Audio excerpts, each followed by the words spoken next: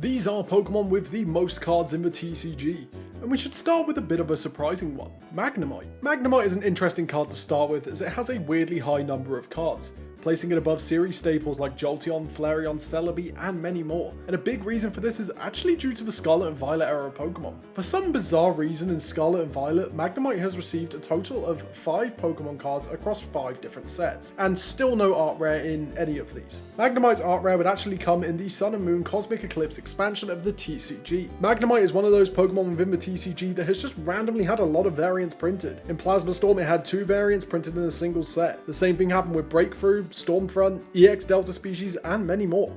In fact, Magnemite appeared within the EX Dragon set with 3 different cards, which is actually quite rare within the TCG. None of these were special variants such as a shiny version or art rare, which makes it part of a very exclusive club of Pokemon that have got this treatment. However, all of these Magnemite cards have counted up, with Magnemite now having a grand total of 47 Pokemon cards. Let's move on to another pretty weird one, Kyurem. The reason I'm putting Kyurem towards the beginning is that most of the cards on today's list are Pokemon from the first couple of generations.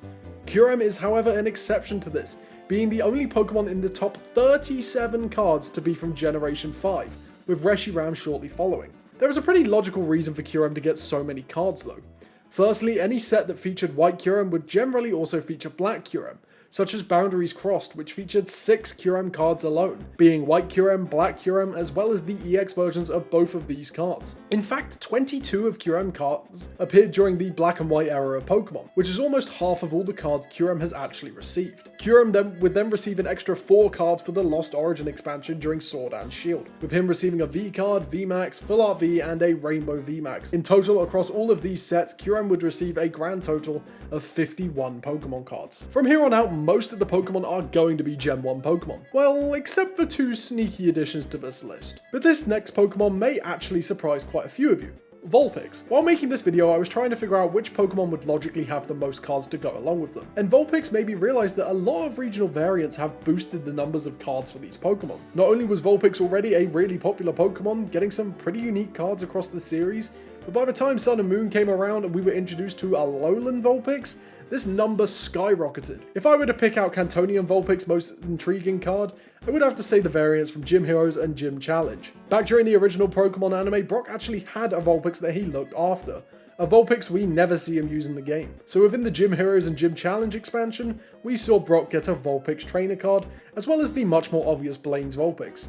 We also got a unique shiny Vulpix within the shiny subset of Platinum, which is probably the most expensive Vulpix card nowadays. From here, Vulpix would largely swap between its Cantonian version and its Alolan version, until the release of Silver Tempest, where Alolan Vulpix bizarrely got a V card and a V-Star card, as well as the Full Art and Rainbow V-Star to go along with it. Vulpix would have 5 cards in this set alone, and in the end, Vulpix has received a total of 54 cards. We are currently in a state of TCG nostalgia once again, similar to the Colosseum Pokemon sets, which featured a lot of nostalgia towards Gen 1 Pokemon. Every so often, the TCG does a bit of a reboot back to its roots, and Scarlet and Violet is no different. And in fact, this next Pokemon so far has received a total of 9 cards in just Scarlet and Violet. It is everyone's favourite roadblock, bridge block, and overall nuisance, Snorlax. Snorlax has received some pretty cool cards throughout its long history with the TCG. Snorlax is the Pokemon within the TCG that has received almost every type of card.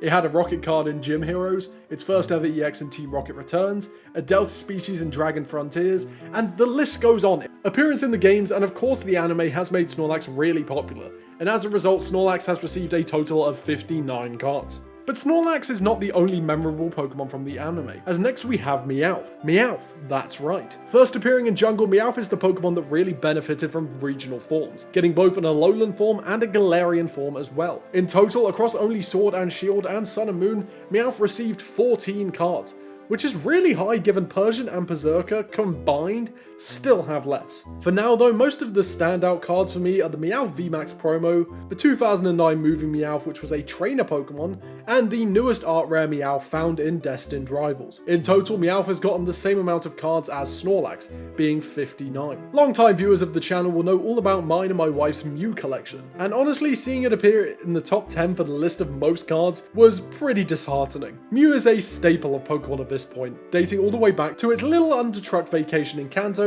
Mew has been everywhere. And being such a fan favourite Pokemon of course has led to a lot of cards. Mew's first ever card was in a Southern Islands, and it would take all the way until Generation 2 for it to appear as a non-promo card. Mew would get a lot of cards in the following releases, with a huge amount of promotional cards as well. It seems that Mew was such an easy option for promo cards at the time. It took waiting for Gen 3 for Pokemon to slow down on a number of promo cards, as well as create an iconic shiny Gold Star Delta Species Mew. Mew would then go on to get a lot of variants of cards, EXs, a Prime card, and even a Pokemon Rumble card, which I love, all the way up to the Bubble Mew from Paldean Phase. In total, Mew has received 66 cards. Now this next Pokemon is the only Pokemon in the top 10 to appear after Generation 3, Lucario. It first appeared before Diamond and Pearl had even released, getting 8 promo cards before it even debuted in the games. Lucario would not slow down, however. It got its first special card in Mysterious Treasures with Level X Lucario, as well as yet another awesome Pokemon Rumble card. I'm serious, if you own these, please consider donating them. Lucario's appearance would slow down in Generation 5 before making a huge comeback in Generation 6,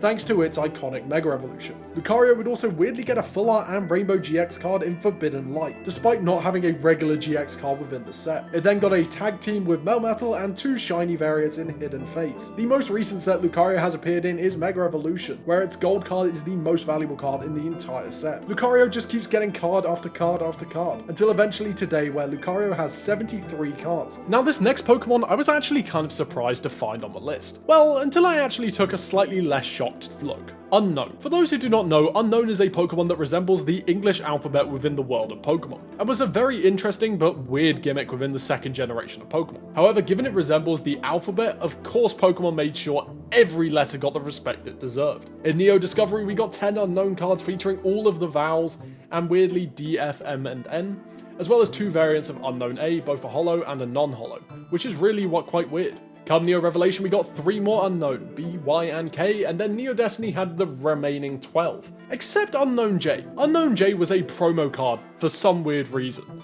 And so across 3 sets and a promo, we already have 25 Unown cards. Wait, only 25?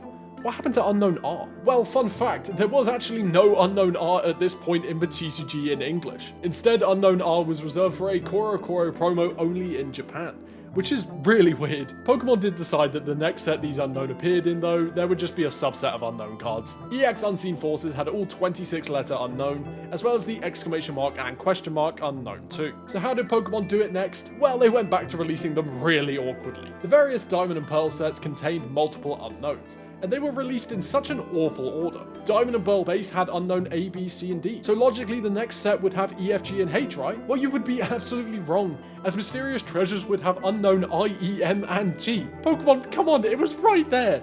It would have been so much more simple. By the time Heart Gold and Soul Silver had come around, Pokemon had released every letter once again, as well as the 2 punctuation Unown. With Heart Gold and Soul Silver, they once again just made it simple and released 2 Unown cards with a variety of Unown that spelled out a name of their Poke Power. They then made 2 more that spelled out Dark and Cure. And thankfully, this was the last time Pokemon would release confusing or awkward Unown cards, as now every Unown was just a Pokemon. It didn't spell anything. It even got both a V and V-Star card, as well as both a Full Art, Alternate Art V, and a Rainbow V-Star in Silver Tempest. In total, Unown has received 99 Pokemon cards across only 19 sets. Anyway, let's move into our top 3 now, starting with the secondary mascot for the franchise, Eevee. It's pretty easy to tell why Eevee has received so many cards at this point. Given just how many evolutions Eevee has, but appearing quite as many sets as they do, Eevee would generally appear alongside these Pokemon. But also being such a crucial mascot for the TCG would also give Eevee a plethora of promos as well. Eevee has had so many unique and cool cards, such as a Delta Species card in Delta Species, a GX tag team with Snorlax, and a Japanese exclusive Pokemon Rumble card. Eevee has also received cards like Poncho Eevees, a Scream-inspired card, multiple shiny versions, and recently some Stellar Terra cards in Prismatic Evolutions. It really isn't surprising that Eevee has appeared quite this much, getting a grand total of 105 cards. Would you be surprised to hear that Eevee only has 3 less cards than the most iconic Pokemon in TCG history, and that we now have not seen a Charizard card in over a year? As you can tell, our penultimate Pokemon is none other than the TCG poster child, Charizard. Maybe the only Pokemon ever to get a variant in every type of Pokemon card. Dark Charizard, Shining Charizard, Trainer's Charizard, as well as Crystal Charizard, Gold Star, Level X, Mega EX, Tag Teams, V, VMAX, V-Star, Radiant, Terra EX, and the list goes on and on and on. In fact, from what I can tell, the only type of cards Charizard didn't get are a Prime card and a Prism card, which is honestly a super impressive streak. Some of my personal favorite Charizards are the promo V-Star from Sword and Shield, a special delivery Charizard that I own, and the Radiant Charizard from Pokemon Go. Thankfully, we will be getting Charizard back in Phantasmal Flames coming up later this year. Honestly, it's easier to like the more modern Charizard cards given how expensive the older cards can be. In total, Charizard has received 112 cards. And finally, of course, we have the series mascot, Pikachu, the card with the most printed cards. Pikachu absolutely destroys every other Pokemon in this list, having almost triple the amount of cards as Charizard. Some of my personal favorites are the Futsal Pikachu, the Pokemon Rumble Pikachu, and the Van Gogh Pikachu, which honestly I need to gaslight myself into thinking doesn't exist. In total, Pikachu has appeared 319 times across 245 sets and promos. The support on the channel has been insane recently, so good that I'm starting to lose my voice from how much I'm wanting to record and make videos. So if you guys enjoyed this video, please consider subscribing. It really does mean a lot, and if you want to, you can join our Discord. I hang out in there, I do Twitch streams where I play Pokemon, I do everything. So thank you very much and have a good day.